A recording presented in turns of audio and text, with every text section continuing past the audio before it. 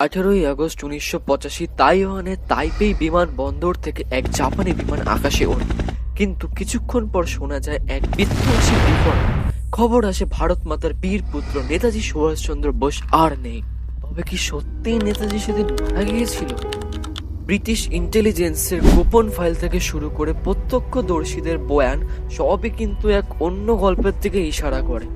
কিন্তু অনেক ঐতিহাসিক এটা মনে করে যে এই দুর্ঘটনাই ছিল আসলে নেতাজির মাস্টার প্ল্যান। কেন ব্রিটিশরা 1985 সালের পর নেতাজিকে যুদ্ধ অপরাধী হিসাবে খুঁজছিল, আর কেনই বা ভারত স্বাধীনের পর তার পরিবারের ওপর দিনের পর দিন নজরদারি করেছিল? তবে কি সত্যিই নেতাজি ব্রিটিশদের চোখে ধুলো দিয়ে অন্য দেশে চলে গেছিল? নেতাজি যদি সত্যিই বেঁচে থাকতেন তবে কি তিনি ভারতের মাটিতে আবার ফিরে এসেছিলেন? উত্তরপ্রদেশের ফৈজাবাদ এক রহস্যময় সন্ন্যাসী যাকে সবাই গুমনামি বাবা বলে জানতো, তবে কি তার সাথেই নেতাজির কোনো অদ্ভুত সংযোগ ছিল?